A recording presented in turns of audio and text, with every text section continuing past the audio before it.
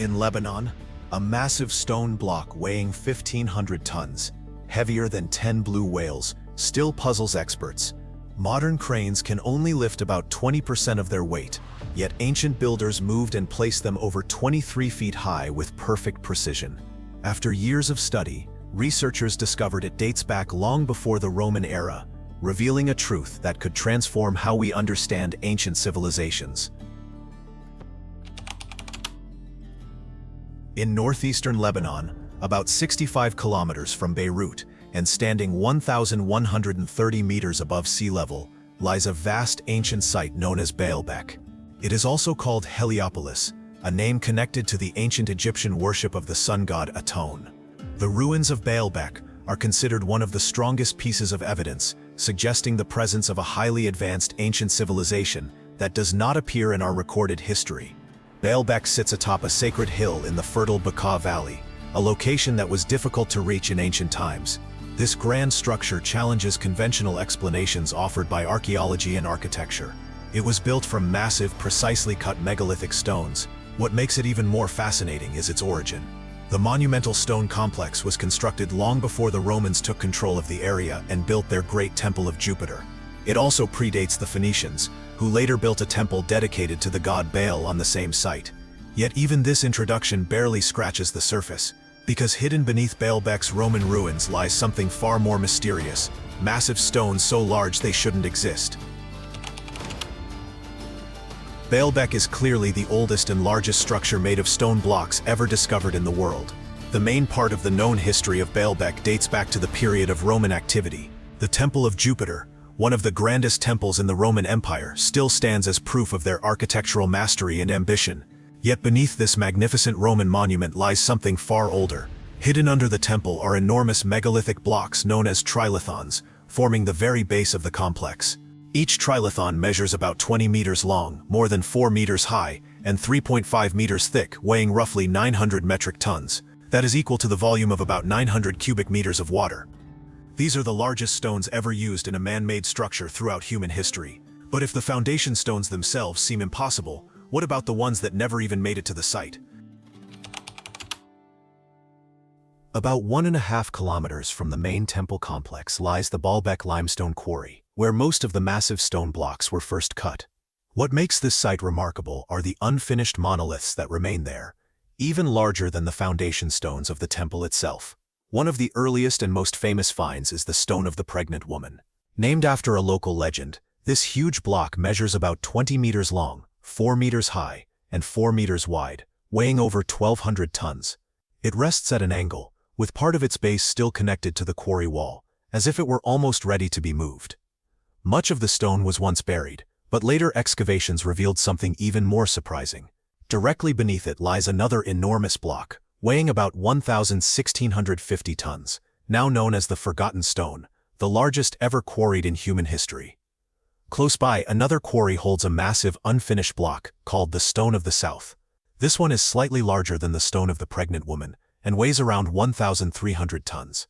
The upper surface was likely visible during Roman times, as tool marks remain on it. Unable to transport it, the Romans cut smaller pieces from it for their buildings. Experts believe this quarry could be even larger than the first, but it remains mostly unstudied. Today it is covered with debris and construction waste, possibly hiding more incredible discoveries beneath its surface. The deeper archaeologists looked, the more the puzzle grew. Because if humans did move these stones, then who were they? And how could they have done it thousands of years before recorded civilization? Don't forget to hit the bell, share it with your friends, and subscribe if you haven't already. It really helps me out, and I promise to bring you more awesome content. Each of these massive stones weighs about 36 times more than the blocks used in the Great Pyramid of Giza. Despite their size, they were somehow transported from a quarry over half a mile away, and raised about 9 meters high to form the foundation of the complex. Centuries later, the Romans built the Temple of Jupiter directly on top of this ancient base. The precision of these stones is extraordinary. They fit together so tightly that not even a sheet of paper could pass between them. Unlike typical Roman architecture, which focused on visible grandeur, these trilithons were hidden deep within the foundation. This raises an important question. Why would anyone move and position stones of such immense weight only to bury them? What kind of purpose demanded such strength and accuracy? No Roman documents explain how these stones were moved or installed, even though the Romans carefully recorded their major engineering works. It remains a mystery why there is no mention of such an enormous effort in their historical records. The difference in craftsmanship is also clear. The megalithic foundation stones show a level of precision far beyond the rougher stonework of the Roman structures built above them. This suggests the site was constructed in phases, with the earliest builders displaying far greater technical skill. Historians note that the largest Roman cranes could lift no more than 60 metric tons, far less than the 900 tons of these megaliths. The Romans also used screw drilling methods to move heavy stones, yet there are no drill marks on the Trilithons. The stones themselves show deep erosion from wind and sand, unlike the Roman buildings above, indicating they are much older. Researcher Graham Hancock believes the Trilithon may date back 12,000 years, meaning the foundation existed nearly 10,000 years before Roman construction began. Archaeological evidence of human settlement in the area as early as 8000 BC supports this theory. Whoever built these massive structures remains unknown, their story lost to history. As if Baalbek's sheer size wasn't enough, there's another clue that deepens the mystery: unusual tool marks that match those found halfway around the world. Between the massive megalithic stone blocks, there are strange parallel scratches that appear in several areas of the complex. Each scratch runs almost 3 meters long and is perfectly straight, making it unlikely that they were created with primitive tools. These marks resemble traces left by some form of mechanical processing. These marks look similar to those found at other ancient megalithic sites.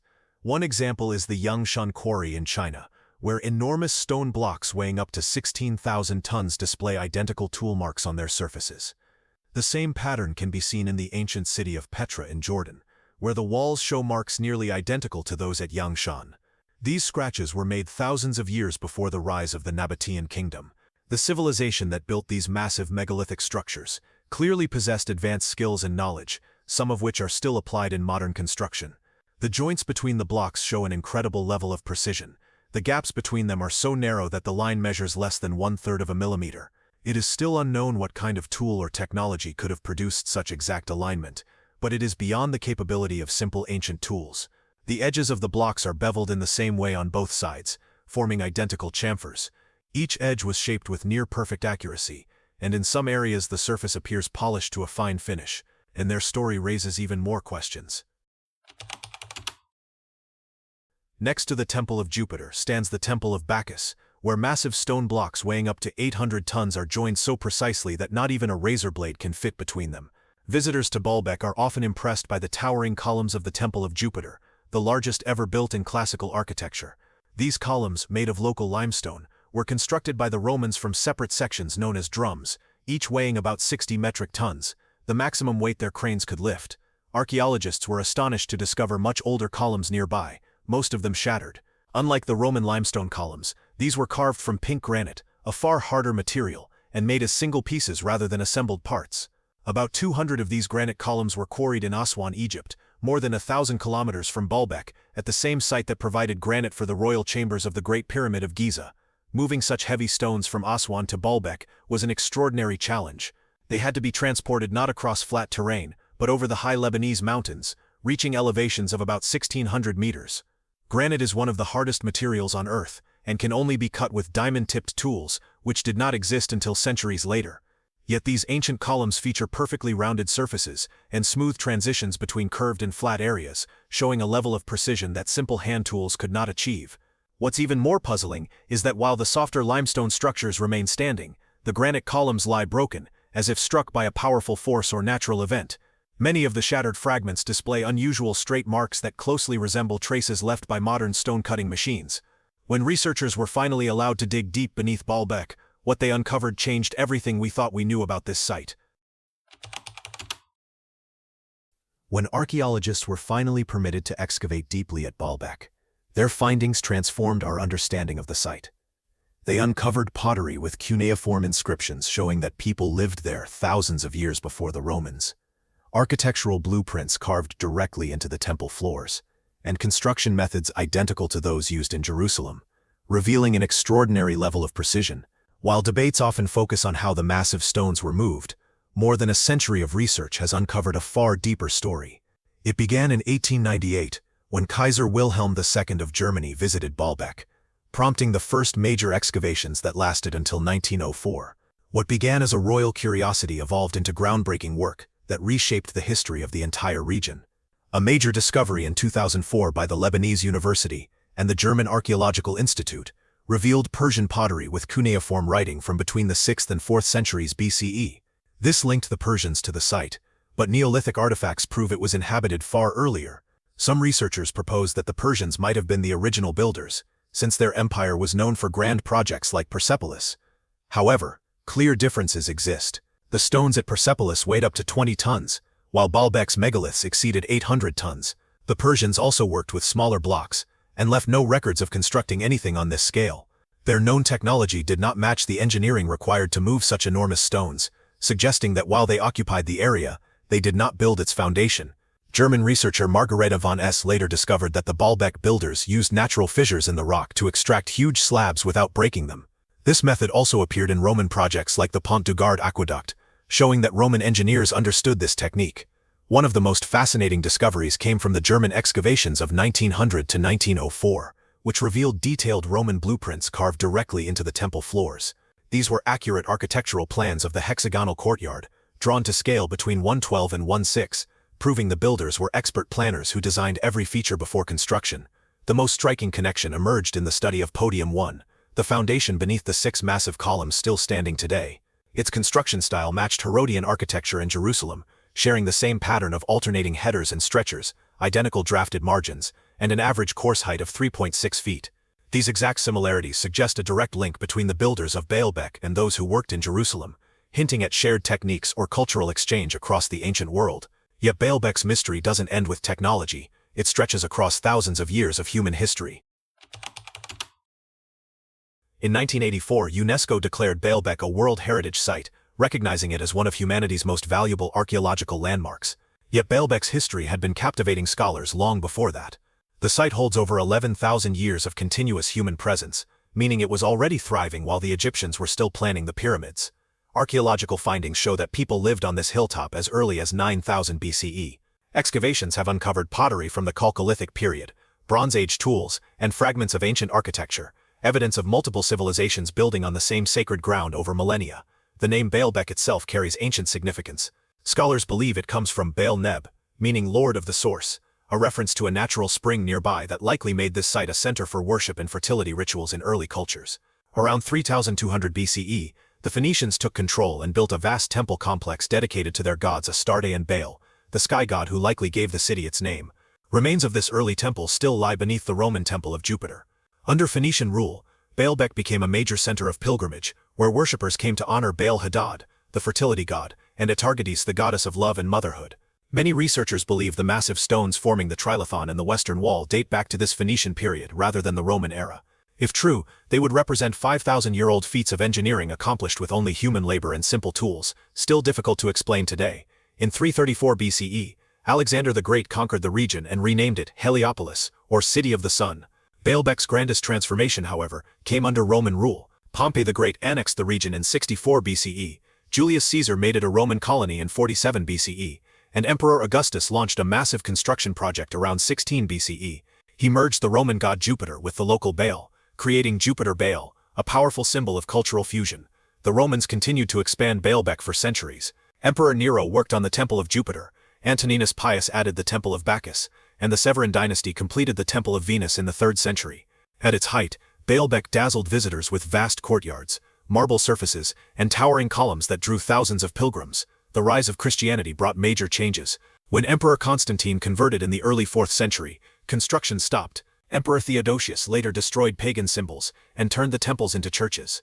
The Temple of Venus became a chapel, the hexagonal courtyard a church, and Emperor Justinian even moved 8 huge columns from the Temple of Jupiter to decorate the Hagia Sophia in Constantinople. By 637 CE, Muslim armies conquered Baalbek, turning the temples into a fortress known as a Qala, a name that survives today as Qalat Baalbek. Over the centuries, the Umayyads, Abbasids, Fatimids, and Ayyubids each left their mark, rebuilding walls, adding towers, and transforming Baalbek into the multi-layered monument that still stands today. Even after tracing Baalbek's journey through countless civilizations, one question refuses to die.